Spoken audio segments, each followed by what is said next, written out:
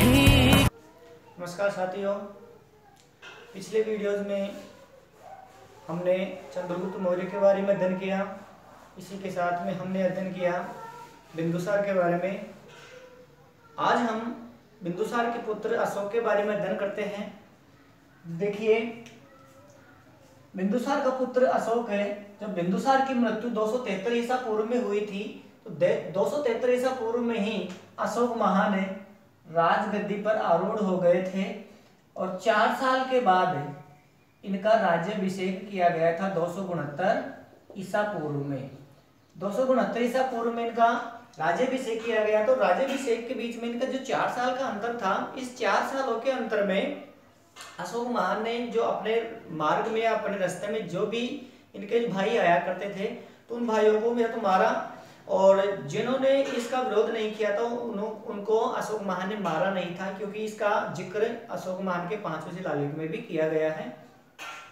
अशोक महान के बारे में हम जितना भी अध्ययन करेंगे तो शिलालेखों के बारे में अध्ययन करेंगे, क्योंकि अशोक महान के बारे में जानकारी हमें मिलती है वह शिलालेखों से ही जानकारी प्राप्त होती है। शिलालेखों के अशोक महान को शिलालेख लिखवाने की प्रेरणा ईरानी राजा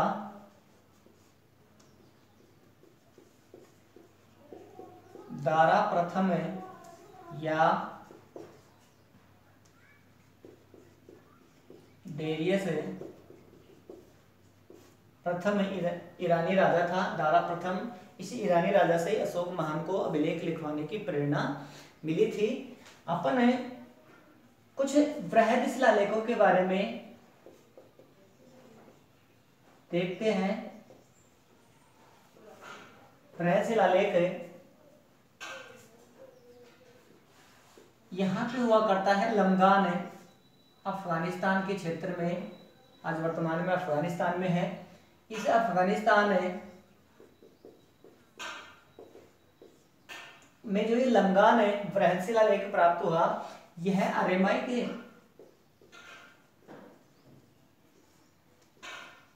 लिपि में लिखा हुआ है। अशोक महान के जितने भी शिलालेख प्राप्त हुए हैं उनकी भाषा प्राकृत भाषा थी और लिपियां 4 हैं। ब्राह्मी लिपि, जो कि इसी ब्राह्मी लिपि में अशोक महान के अधिकांश अभिलेख इसी लिपि में लिखे गए हैं।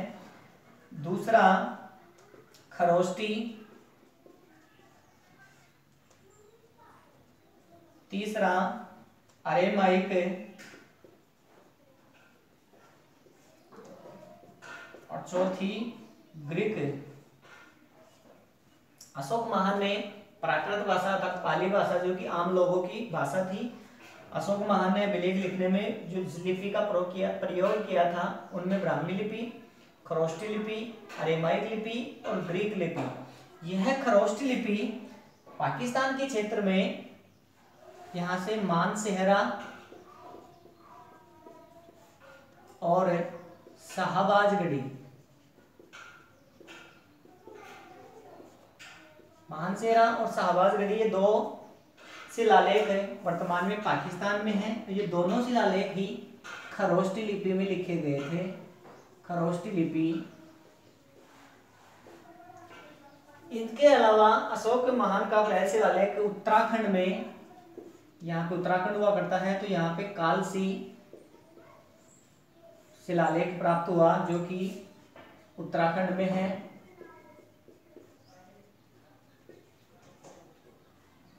अशोक महान का एक और शिलालेख प्राप्त हुआ है मास्की, आंध्र प्रदेश में। मास्की को मैं यहाँ दर्शा देता हूँ। मास्की अभिलेख है आंध्र प्रदेश में। ऐसा ही एक अभिलेख प्राप्त हुआ गुजरात के इस क्षेत्र में, यहाँ पे गुजरात है, गुजरात के क्षेत्र में गिरनार, जूनागढ़ है, गिरनार है, यहाँ गिरनार से भी अशोक महान का बृहद शिलालेख प्राप्त हुआ है। इसे गुजरात के बारे में थोड़ा सा अध्ययन अपन करें तो चंद्रगुप्त मौर्य के शासनकाल में पुष्यमित्र ने एक झील का निर्माण करवाया था। उस झील का नाम था सुदर्शन झील। सुदर्शन झील का निर्माण है उस पुष्यमित्र शुंग ने करवाया था, जो कि गुजरात के इस सौराष्ट्र क्षेत्र में उसने चंद्रगुप्त मौर्य ने एक प्रांतीय राजा नियुक्त किया था। उसने सुदर्शन झील का निर्माण करवाया था। उसी सुदर्शन झील का अशोक के काल में प्रांतीय शासक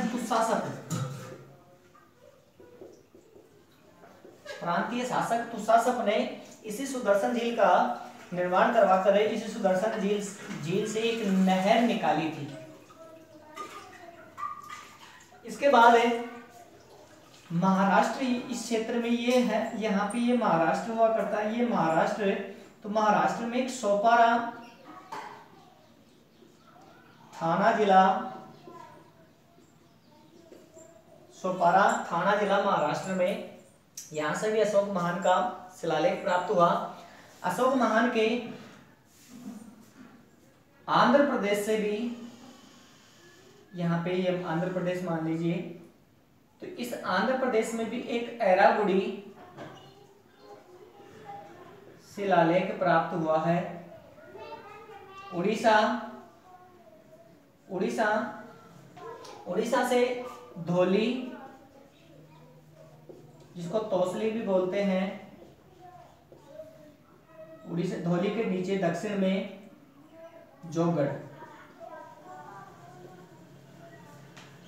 अब इस शिलालेख की बात करें जो कि उड़ीसा में है, धौली और तोसली, जिसको दूसरा दक्षिण में इसी के जौगढ़ है। जब अशोक महान ने अपने राज्याभिषेक के 8 वर्ष के बाद 9वें वर्ष जैसे ही कलिंग के राजा या कलिंग पर आक्रमण किया था, तो उस समय कलिंग का राजा था नंदराज। उस नंदराज को अशोक महान ने हराया था और इसे कहा जाता है, इस नंद राजा के पास मेगास्थनीज ने बताया है कि करीबन 60,000 पैदल सैनिक थे, 1,000 के लगभग इसके पास घुड़सवार थे और 700 हाथियों की इसके पास सेना हुआ करती थी नंद राजा के पास है। तो इसे नंद राजा को जब अशोक महान ने अपने राज्याभिषेक के 8वें वर्ष के बाद अर्थात 9वें वर्ष जब कलिंग पर आक्रमण किया था, तो कलिंग पर आक्रमण करने के बाद जब अशोक महान ने जायजा लिया तो करीबन 1 लाख लोगों की मृत्यु हुई थी। 1 लाख लोगों की मृत्यु के साथ ही करीबन अशोक महान ने 1.5 लाख लोगों को बंदी बना लिया था। इस युद्ध के बाद जो हुआ, नरसंहार को देखते हुए अशोक महान का मन विचलित हो गया था और विचलित होने के बाद ही अशोक महान ने भेरी घोष की जगह धम्म घोष अपना लिया था। भेरी घोष की जगह धम्म घोष अपना लिया था। धम्म संस्कृत के धर्म शब्द से बना है, जो कि राहुलोपनिषद से लिया गया है। राहुलोपनिषद से लिया गया है। अशोक महान ने जैसे ही कलिंग पर आक्रमण किया, कलिंग वर्तमान में उड़ीसा में हुआ करता है, तो इसे कलिंग की 2 क्षेत्रों में विभाजन कर दिया था। उत्तरी कलिंग की राजधानी बनाई थी धौली या तोसली को और दक्षिणी कलिंग की राजधानी बनाई थी जौगढ़ को। अशोक महान ने जैसे ही भेरी घोष की जगह धम्म घोष अपनाया था, तब अशोक महान अपने राज्याभिषेक के 10वें वर्ष बोध गया और राज्याभिषेक के ही 20वें वर्ष अशोक महान लुम्बिनी गए थे, जहाँ पे महात्मा गौतम बुद्ध का जन्म हुआ था। वहां पे अशोक महान ने बौद्ध धर्म का प्रचार प्रसार करने के लिए वहां गए थे। तब अशोक ने उस लुम्बिनी ग्राम में एक बलि नामक टैक्स लिया करते थे। बलि नामक टैक्स, इस बलि नामक टैक्स को हटा दिया था और इसी के साथ इस लुम्बिनी ग्राम वासियों के लिए जो कृषि के क्षेत्र में एक टैक्स लगाया गया था, वह टैक्स 1/6 भाग लिया जाता था। तो इस टैक्स को घटाकर भी 1/8 कर दिया गया था, जो कि अशोक महान के लुम्बिनी यात्रा पर गए थे। उसी समय इस बात की चर्चा रुम्बनदेही अभिलेख से भी प्राप्त होती है। हम बात करते हैं आगे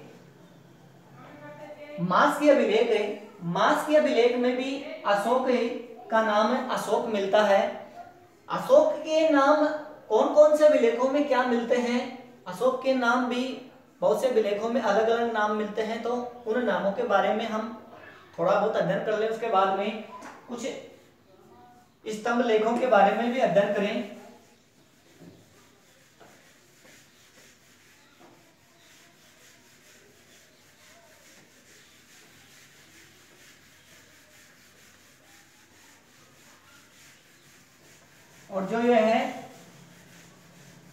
इसी लमगान के पास जो अभी मैंने बताया वृहद शिलालेख लमगान जो अफगानिस्तान में हुआ करता है, ये इसी के पास में है गंधार शिलालेख है जो है प्राप्त हुआ है। यह है 2 भाषाओं में, एकमात्र वृहद शिलालेख है जो 2 भाषाओं में प्राप्त हुआ है, अरेमाइक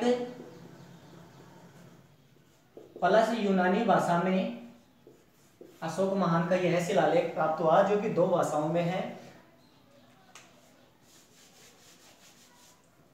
अशोक महान का नाम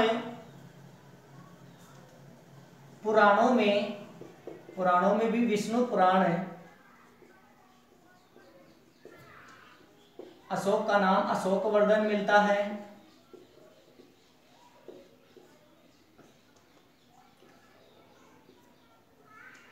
मास्की अभिलेख जो कि आंध्र प्रदेश में है, अभी मैंने चर्चा की थी। गुजरा अभिलेख है जो कि मध्य प्रदेश में है। नैतुर और उड़ेगेलम है। इन अभिलेखों में अशोक महान का नाम अशोक मिलता है। ऐसे ही भाबरू शिलालेख में जो कि अपने राजस्थान के जयपुर जिले के विराटनगर में जो शिलालेख प्राप्त हुआ है, उस बैराट शिलालेख या भाबरू शिलालेख में भी अशोक का नाम देवाना पियदस्सी नाम मिलता है। देवाना पिय दस्सी नाम मिलता है। अशोक का नाम चंडाशोक भी मिलता है।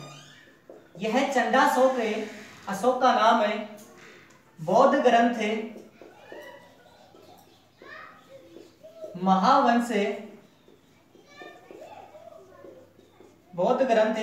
महावंश टीका में अशोक महान का नाम चंडाशोक भी मिलता है। चंडाशोक का अर्थ होता है निर्दयी राजा। निर्दयी इसलिए कहा जाता है कि अशोक महान ने करीबन 500 स्त्रियों की हत्या करवाई थी, क्योंकि उन स्त्रियों ने अशोक महान के अशोक वृक्ष की पत्तियों को उन्होंने तोड़ा था।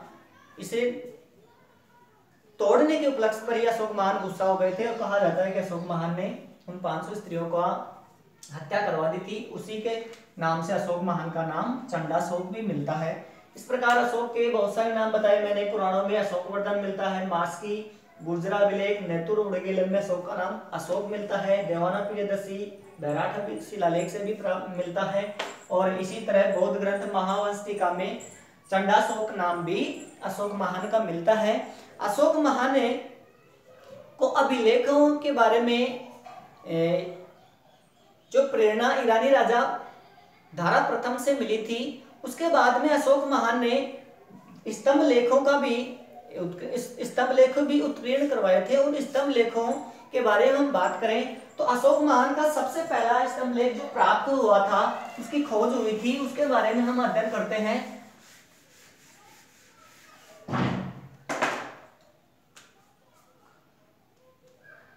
अशोक महान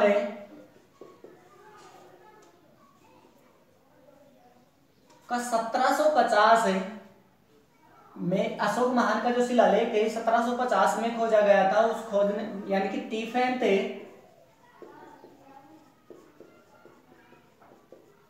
टीफेंथ टेलर ने सबसे पहले अशोक महान के शिलालेख को खोजा था, और जो शिलालेख खोजा गया था उसका नाम था दिल्ली मेरठ है। शिलालेख को खोजा गया था। अशोक महान के शिलालेखों को सबसे पहले 1837 में ही जेम्स प्रिंसेप के द्वारा पढ़ा गया, और जो शिलालेख पढ़ा गया था वह शिलालेख था दिल्ली टोपरा।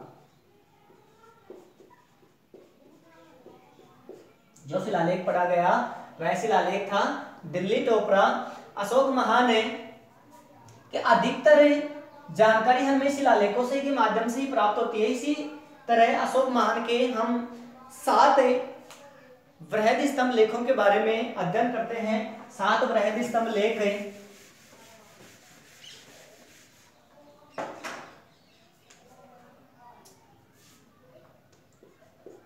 संख्या है 7 है। प्रयाग प्रशस्ति कौशाम्बी से प्राप्त हुआ। इस प्रयाग प्रशस्ति स्तंभ लेख को अकबर के समय शाहजहां ने अकबर के समय जहांगीर ने इलाहाबाद के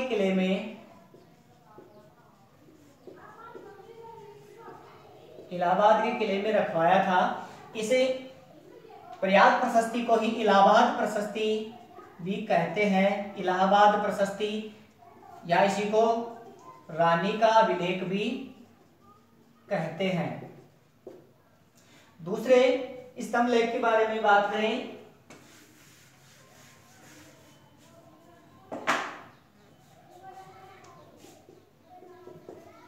दिल्ली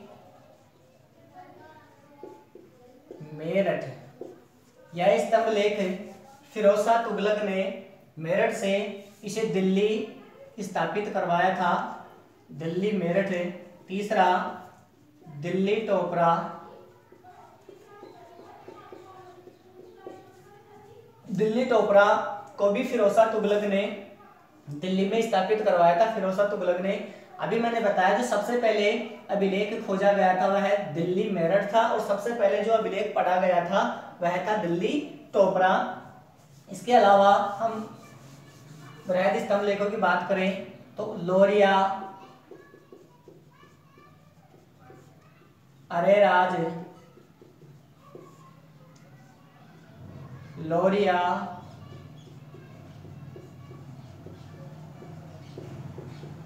नंदनगढ़ और रामपुरवा, तीनों स्तंभ लेख बिहार से प्राप्त हुए हैं।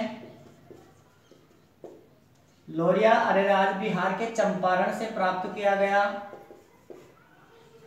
और जो लोरिया नंदनगढ़ है यह सबसे बड़ा वृहद स्तंभ लेख है।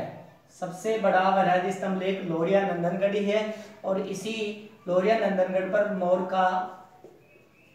की आकृति बनी हुई है। रामपुरवा भी बिहार में पड़ता है। इस रामपुरवा से 2 शिलालेख प्राप्त हुए हैं। एक शिलालेख प्राप्त हुआ हुआ है, उस पर वृषभ की आकृति है, और दूसरे शिलालेख पर सिंह की आकृति है। और जो ये वृषभ वाला शिलालेख है यह वर्तमान राष्ट्रपति भवन में रखा हुआ है।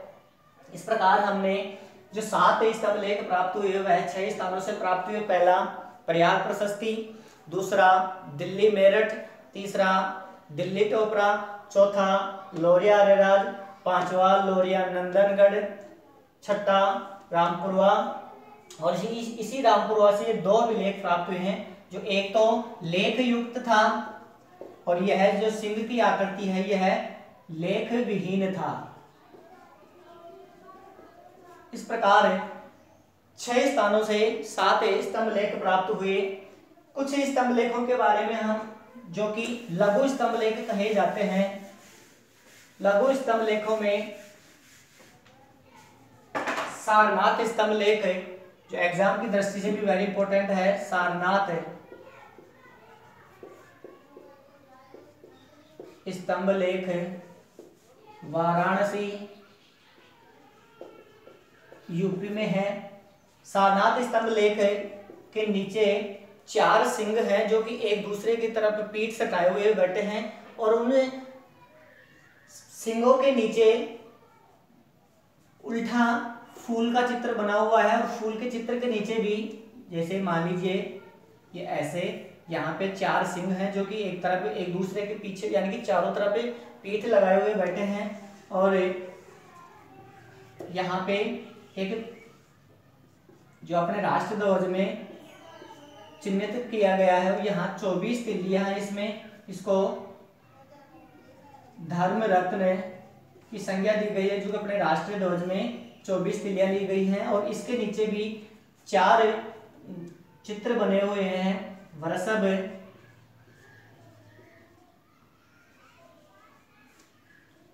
हाथी, घोड़ा और सिंह, इस प्रकार के चित्र बने हुए हैं सारनाथ स्तंभ लेख से।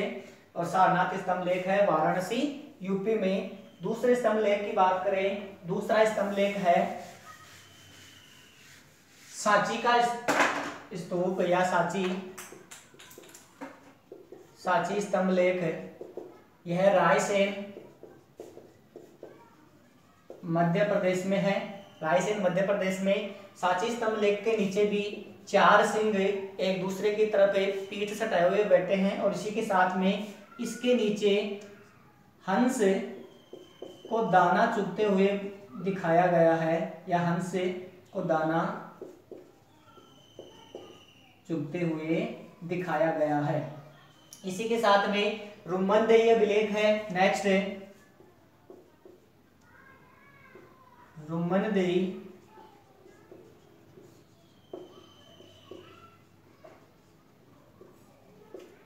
अभिलेख है। और निगिलवा स्तंभ लेख है। रुम्मनदेही स्तंभ लेख से पता चलता है कि अशोक महान ने यहाँ पर जो बलि नामक टैक्स उठवाया था, और इसी के साथ में यहाँ पर जो टैक्स 1/6 लिया करते थे उसको घटा करके 1/8 किया गया था। इसी रुम्मनदेही अभिलेख से पता चलता है कि जो 2018 में 10वीं की एग्जाम में भी एक क्वेश्चन पूछा गया था। और सांची स्तंभ लेख पड़ता है एमपी में, रायसेन में। इसके अलावा अशोक महान की गुफाओं के बारे में हम बात करते हैं तो अशोक महान की गुफाएं बिहार के गया से बाराबार की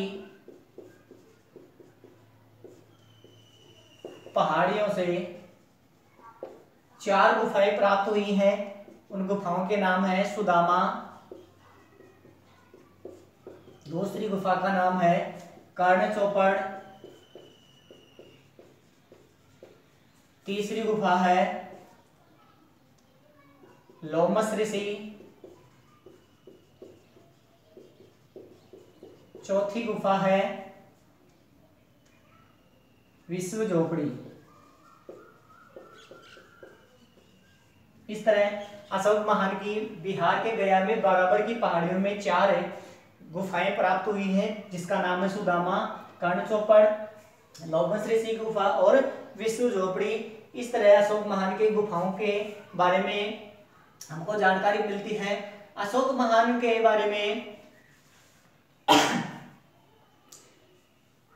यानी कि अशोक महान के समय जब दक्षिण में और पूर्व की तरफ मैं बात करूं तो असम के क्षेत्र में भी अशोक महान के बारे में कोई शिलालेख प्राप्त नहीं हुआ है। और दक्षिण में जैसे जब अपना भारत का दक्षिणी क्षेत्र है तो इन दक्षिणी क्षेत्रों में पांड्य, चेर इन्हीं का राजवंश हुआ करता था। यानी कि अशोक महान के जितने भी शिलालेख हैं इसकी सीमा के आसपास ही थे। इन क्षेत्रों में अशोक महान के शिलालेख नहीं थे। अशोक महान के पत्नी की बात करें तो अशोक महान की पत्नी थी महादेवी। अशोक महान की महादेवी पत्नी थी जो कि विदिशा के राजा श्रेष्ठी की पुत्री थी। विदिशा के राजा श्रेष्ठी की पुत्री थी। इसी महादेवी से 2 पुत्र हुए थे। एक पुत्र का नाम था महेंद्र, दूसरे पुत्र का नाम था संघमित्रा। इसी महेंद्र को और संघमित्रा को अशोक महान ने श्रीलंका में भेजा था बौद्ध धर्म का प्रचार प्रसार करने के लिए। और अशोक महान के समय ही बौद्ध धर्म की तीसरी बौद्ध संगीति का आयोजन किया गया था। उस तीसरी बौद्ध संगीति का आयोजन में अध्यक्ष बनाया गया था मोगलीपुत्र तीस को। और तब तीसरी संगीति के बाद ही अशोक महान ने बौद्ध धर्म का प्रचार प्रसार करने के लिए भारत से बाहर भी भेजे थे। जैसे एक था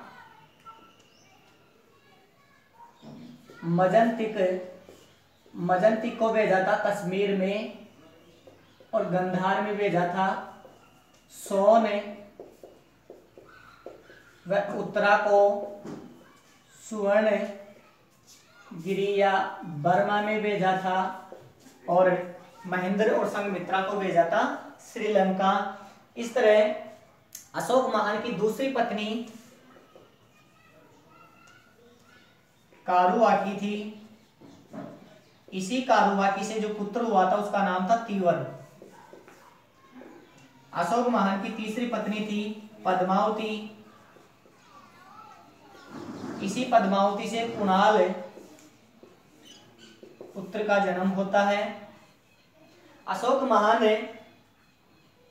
ने जब भेरी घोष की जगह धम्म घोष अपनाया था, तो धम्म घोष में अशोक महान को जब बौद्ध धर्म की दीक्षा दी गई थी, तो उस बौद्ध धर्म के बारे में निग्रोध नामक और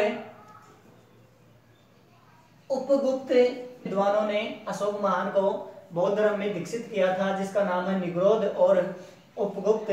इस तरह अशोक महान ने अपने शासन काल के समय बौद्ध धर्म का चारों तरफ प्रचार प्रसार किया।